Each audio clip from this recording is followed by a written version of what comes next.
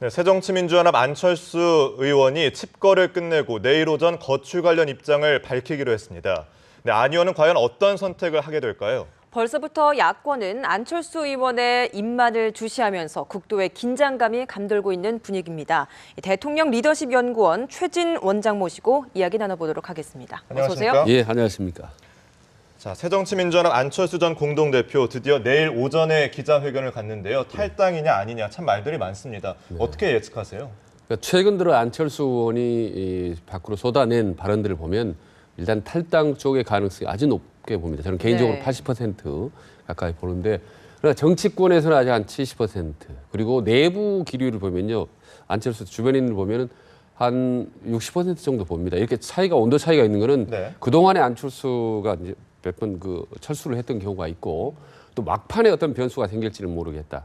그리고 안철수 의원이 이 마지막에 어떤 배구종군이라든지 어떤 그 예상 외의 카드를 전격적으로 제시할 가능성이 있기 때문에 약간의 온도 차는 있다. 다만 전반적으로 보면 탈당을 가능성이 아주 높다고 봅니다. 네. 이 젊은 이들의 멘토에서부터 또 2012년 대선에까지 출마를 했고, 또 지금은 또 새정치연합에서 탈당이냐 잔류냐 이런 고민의 기로에까지 놓이고 있습니다. 좀 짧은 정치 인생이었는데 유독 좀 다사다난했던 것 같거든요. 네. 아마 문재인 체제 하에서는 도저히 내가 어떻게 활로가 없다라는 아마 판단을 느낀 것 같습니다. 네네. 본인의 그런 내향적인 성격으로 볼 때 꾹꾹 참다가 지금 이제 본인의 어떤 감정이라든지 상황을 표출한 건데요.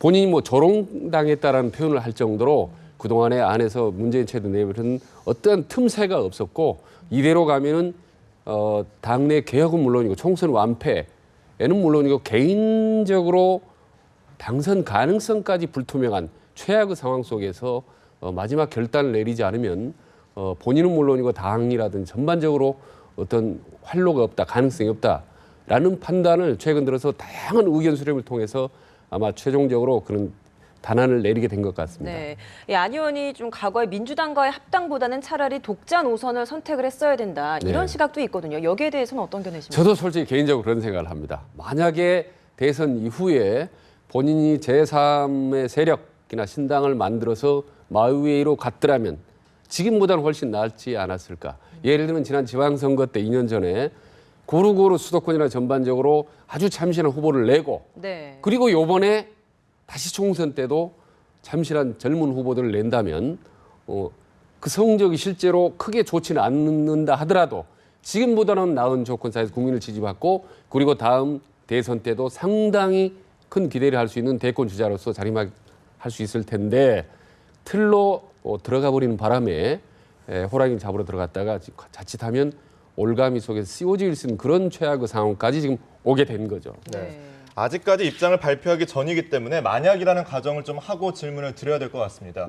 만약에 안철수 전 공동대표가 탈당을 하게 된다면 그 이후에 주목돼야 할 부분이 이제 남은 비주류 의원들의 동반 탈당 아니겠습니까? 이 부분은 어떻게 예측하세요?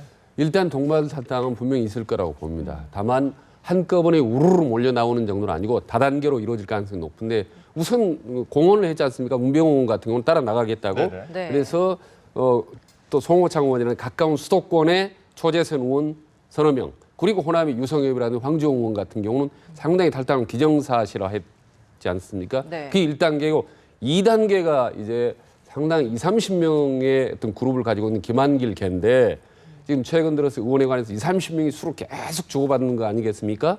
활로를. 만약에 그렇게 된다면 아마 완전히 정계 개편으로까지 이어질 가능성이 있다. 그래서 개인적으로는 단계적인 탈당이 이루어질 가능성이 높다고 봅니다. 원장님께서는 몇 명 정도가 탈당하실 거라고 예상하시나요?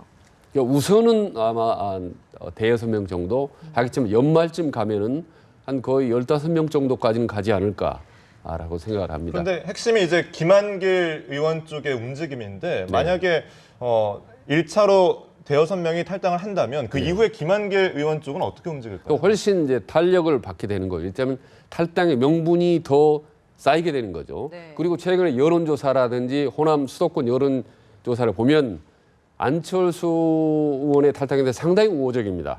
호남에서 아시다시피 지지도가 2배나 올랐기 때문에 아주 탈당과 신당에 대한 분위기가 상당히 잘 조성이 된 거기 때문에 가능성이 높고 그리고 호남 출신 의원들 이제 20% 최하위 점수를 받을 경우에 공천의 탈락이 위기감을 느낀 호남 출신들이 박지원 의원을 중심으로 해서 집단 탈당할 가능성도 상당히 높아지는 거죠.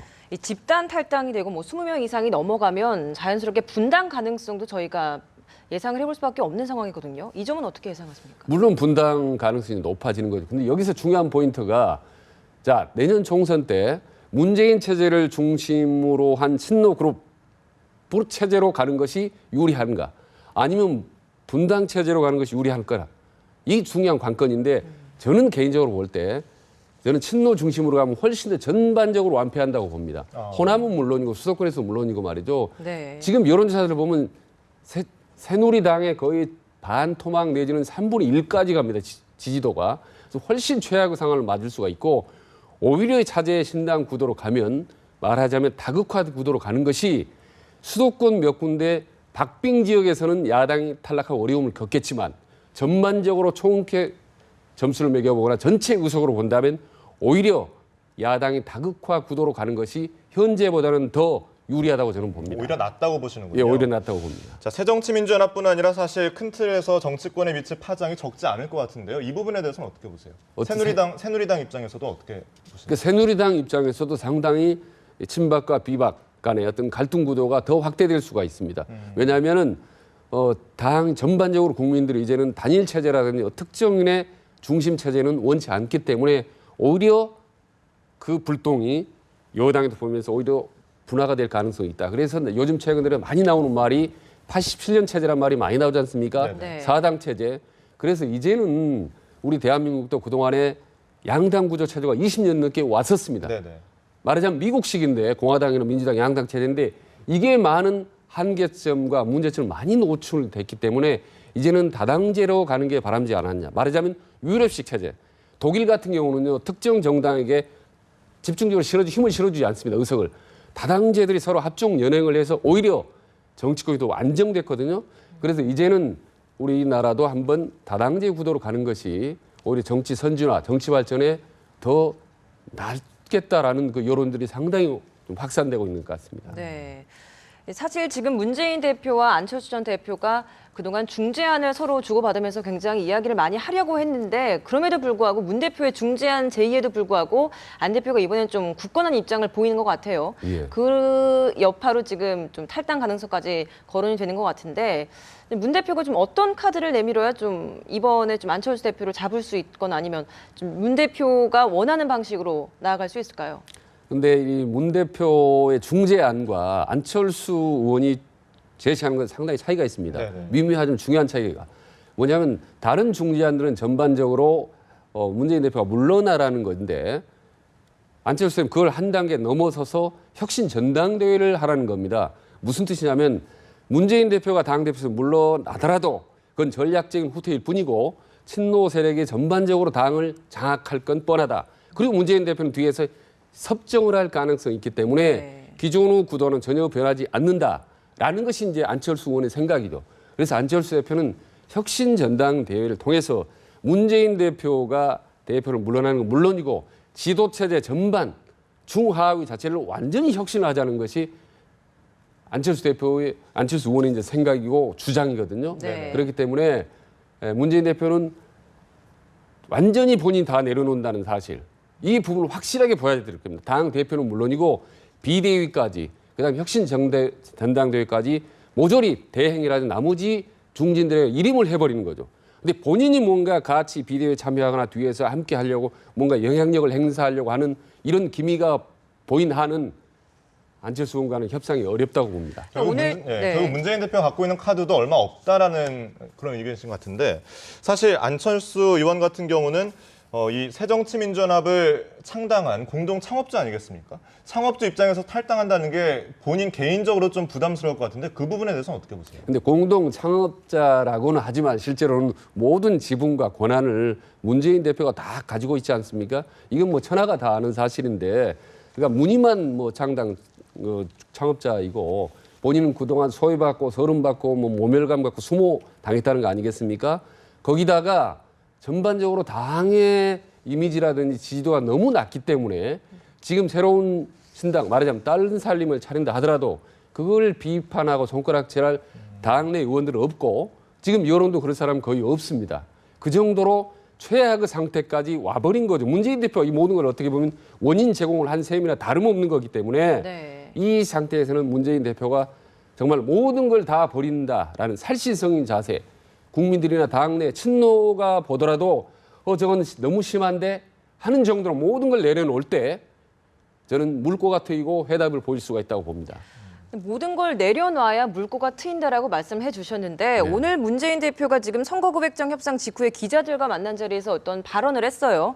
거기에 대해서 한 내용을 좀 보면 마지막으로 만나서 좀 대화의 노력을 기울여 보겠다라고 이야기를 하고 또 무난히 손을 잡으면 전대보다 지금과 못한 어떤 혁신을 열어갈 수 있다 이런 발언을 했어요. 이 말은 즉 자기가 정권에서 손을 내려놓지 않겠다. 지금 계속 그 집권을 하겠다라는 뜻으로 해석이 될 수밖에 없는 것 같거든요. 그렇죠. 그게 문제인데요. 과거에 김상곤 혁신위를 만들 때도 그렇고 그 이후에 고비고비 때마다 문재인 대표가 협상안을 제시하거나 인터뷰를 할 때 그 발언 내용 항상 애매모호했거든요. 네네. 뭔가 뚜렷하게 내려놓는다라는 것, 내가 희생한다, 손해본다라는 게 없고 권력과 당권과 대권을 다 내가 갖겠다라는 좀 권력에 집착하는 그런 이미지를 사실 보여줬거든요. 지금 내일이면은 사실 야당이 전체가 난리가 나는 국면인데 네. 직전에 인터뷰를 했지 않습니까? 근데 보면은 정말 현명한 판단을 해주기를 바란다. 설마 탈당하지 않기를 바란다. 함께 해주면 좋겠다라는 다분히 원론적인 그런 제시만 했기 때문에 이러한 애매모호한 태도가 결국은 지금까지 화를 키웠고 최악의 상태까지 왔다. 그러나 불과 몇 시간의 기회는 아직도 남아있다. 마지막에 본인이 그렇지 않습니까? 안철수 의원하고 대화를 하고 있느냐. 네. 이렇게 짧게 예라고 있지 않습니까? 요 예라고 말한 짧은 시각. 앞으로 내일까지 불과 몇 시간 남지 이 시간 동안에 정말 뼈를 깎는 육참 골단의 그런 각오를 문재인 대표가 보여줄 때 많이 협상에 해결 실마리에 그런 돌파구가 되는 볼 수 있다고 봅니다. 그렇지 않고 지금 이대로 오늘 밤을 넘기면 내일은 정말 참혹한 그런 날을 맞이할 거예요. 더구나 오전 11시에 기자회견을 하지 않습니까? 정론관의 단추소회가 그리고 오후 2시에는 천정배 의원이 또 신당 발기인대회를 합니다. 그러니까 최악의 날을 문재인 대표가 맞이할 수 있기 때문에 오늘 남은 시간은 정말 뼈아픈 그런 결단을 내려야 아마 될 거라고 생각을 합니다. 네. 신당 얘기를 하셔서 말씀인데 자, 안철수 의원이 만약에 탈당을 한 뒤에 신당과 어떤 힘을 합칠 가능성을 좀 낮게 보는 시각들이 아직까지 많거든요. 이 부분에 대해서는 동의하시나요? 예, 당분간은 좀 상황을 주시할 겁니다.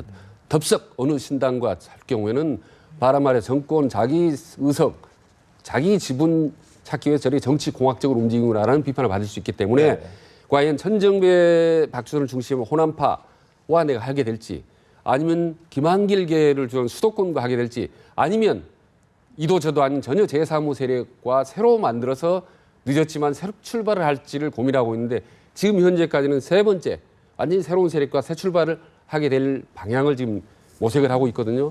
그러나 아시다시피 지금 호남은 정치 1번지로서 워낙 어떤 파급력이라든지 이런 부분들이 정치적인 어떤 입지가 강하기 때문에 결국은 우여곡절 끝에 총선 직전에 호남 개혁파를 물론이고 안철수 의원과도 막판에 대타협을 이루는 야당의 어떤 신개혁파 그룹들이 저는 출범을 할 거라고 봅니다. 지금까지의 상황을 좀 토대로 살펴봤을 때 내년 총선 어떻게 예상하십니까? 내년 총선에서 일여 다야 구도가 될 가능성이 클 거라고 저희가 좀 전망을 하고 있지 않습니까? 여기를 바탕으로 봤을 때 내년 총선 어떻게 전망하시는지. 어찌됐든 다극화 형태로 갈 수밖에 없고 서울 수도권에서는 어떤 형태로든지 상대 야당이 고전할 수밖에 없습니다. 지금 이 상태 그동안 너무 누적된 많은 그런 국민들로부터 받는 지탄이나 비판이 있기 때문에 어려움이 많을 수밖에 없는 구도고 다만 이제 호남 같은 경우는 상당히 신당의 바람이 거세게 불 수가 있다.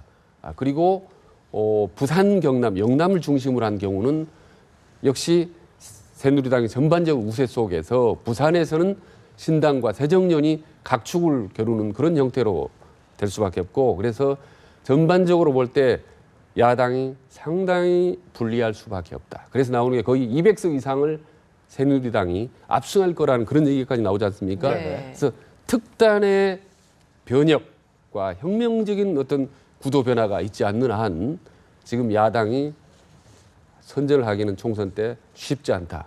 네. 내일 기자회견 내용이 또 중요한 이유가 가깝게 짧게 보자면 내년 총선도 있지만 크게 보면 2017년 대선 판도도 상당히 갈릴 것 같습니다. 이 부분에 대해서는 어떻게 보세요?